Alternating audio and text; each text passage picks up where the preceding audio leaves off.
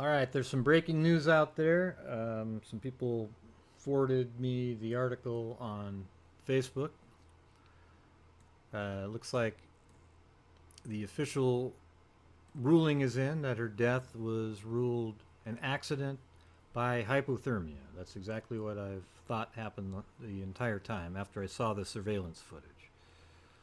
Um, One interesting part would be that her death was ruled an accident, and the contributing factors were alcohol and a drug called, it's like topiramate intoxication, or topiramate, which I guess is a drug that treats epilepsy, as they say right here in the article.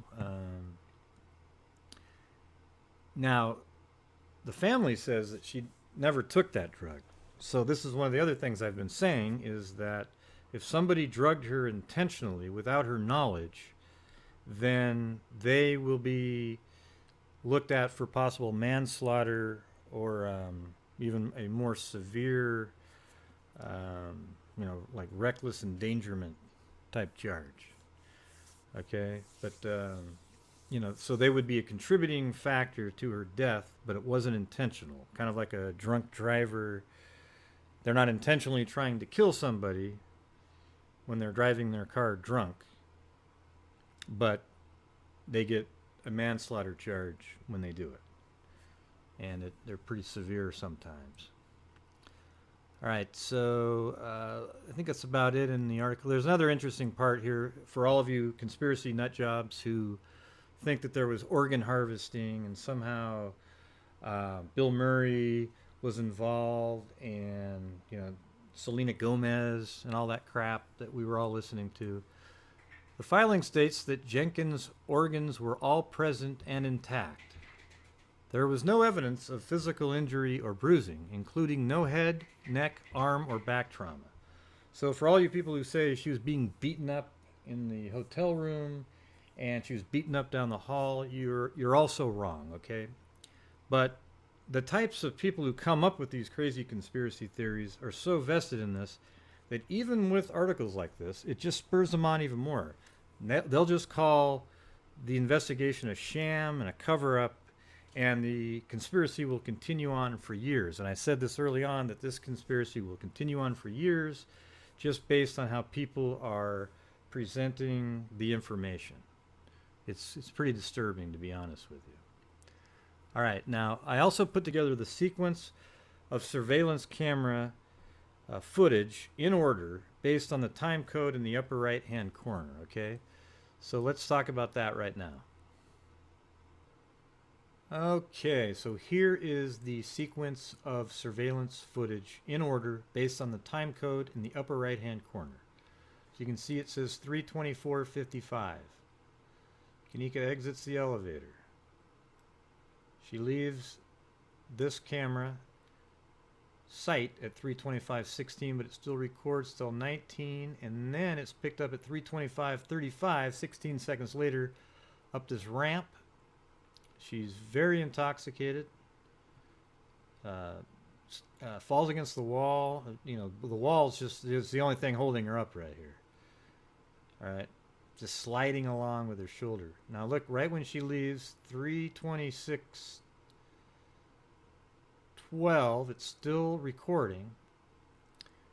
And boom, the next surveillance, 3:26:13. I mean, absolutely almost like editing. Just, oh wow, I used the word editing, so now somebody's going to say, see, that was edited. No, I'm talking about if you were editing with different cameras, it's absolutely hits right on the second.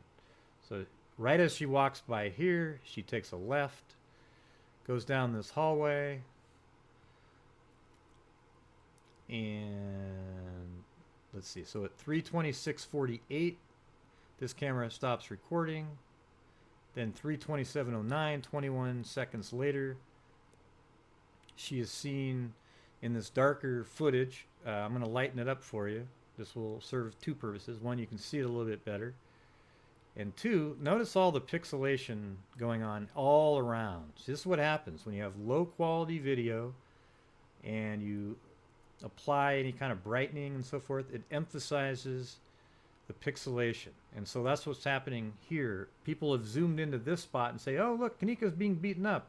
But they make sure to make that you can't see her walking in the video. And they say, oh, she's being beaten up.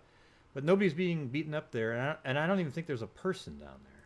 I think this is just pixelation going on. And it looks like somebody's moving if you zoomed in. All right. And there's also people who say that you can't see her face ever in any of the footage. And here you can see she's very intoxicated. Her eyelids are drooping. And she looks like she's very intoxicated. All right, and I'll just scroll by, see if there's any better still shots of her face. Yeah, I mean, look at that. Her eyes are just barely open at that point. It's pretty tragic. She'd had no idea she was going to be in danger. All right, so let's see. She leaves this shot 3:27:32. It quit recording, and then 3:29:04. She's in this long video, which is almost 2 minutes long. She's just kind of walking around. The kitchen is this way. Okay, so behind the camera is the kitchen. It's down the hallway. All right, so she's stumbling around. This is where, you know, she falls over the stairs at one point. I mean, look at this right here. This, I mean, that's where you just realize, whoa, she's really intoxicated right here. Just barely held herself up.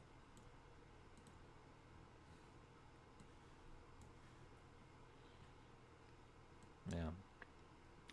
So she's in there for about 2 minutes in this section. Now she's walking by and heading towards the double doors that lead to the kitchen that we saw from those two citizens who went in there with cell phone footage. Okay, so she walks by at 3:31:10.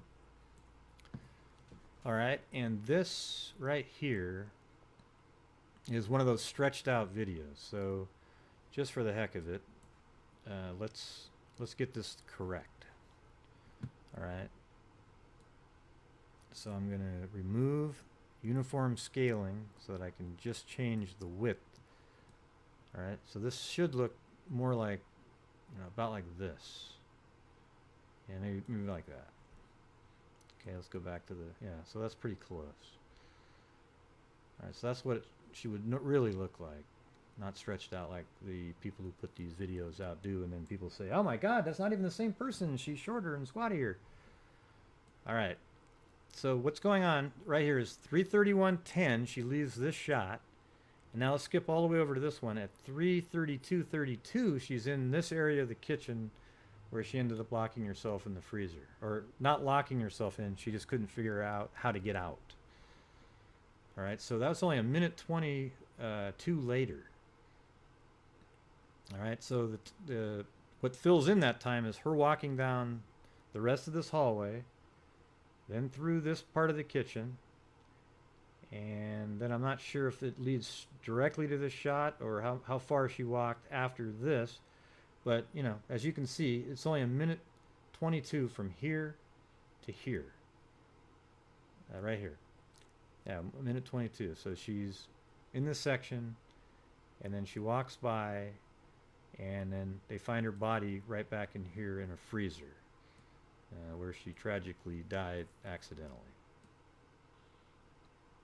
Okay, so that's all I got for you on the sequence. I think there might be a couple more clips out there. I think there must be something between this shot here and this shot here. Okay, but until I find that, I can't put it in.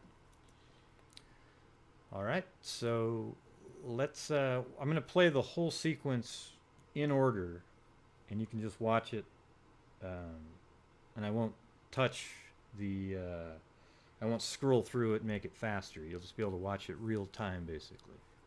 All right, thanks.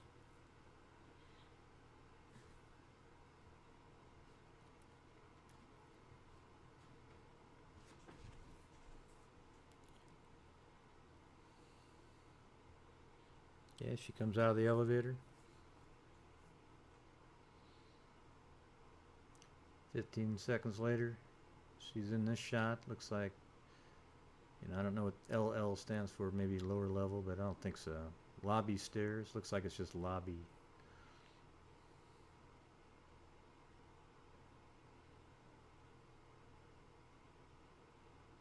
Look like a stair and a ramp.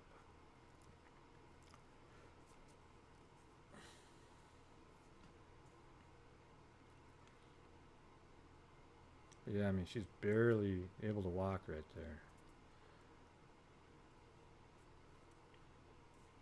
Okay, and this camera picked her up immediately.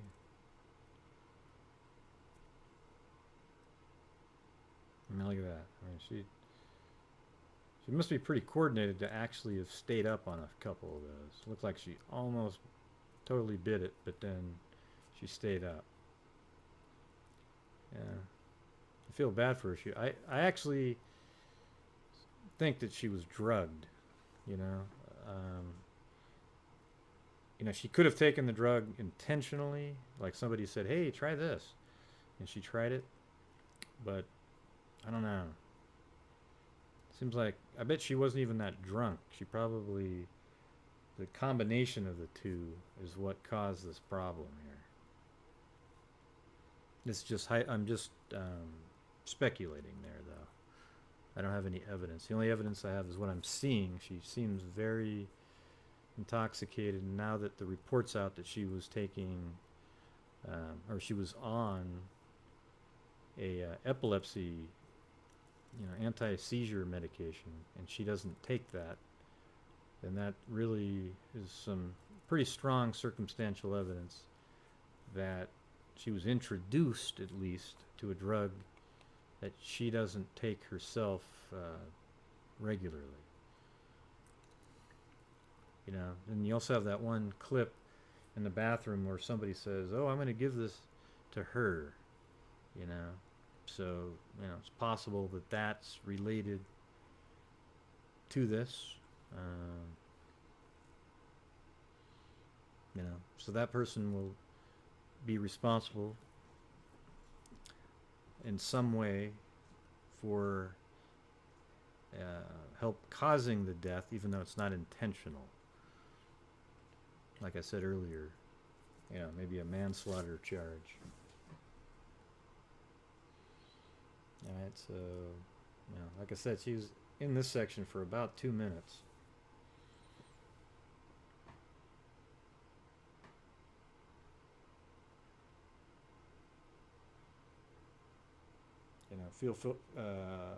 Feel free to fast forward if you want. I'm just kind of letting it play and rambling every once in a while.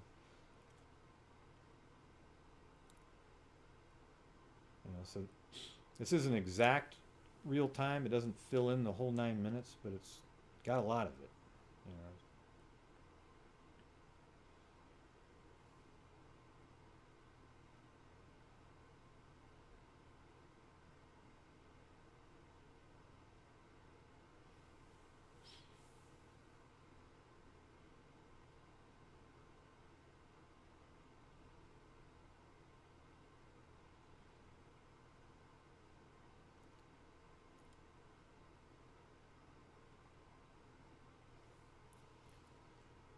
And she goes back there, and that's it.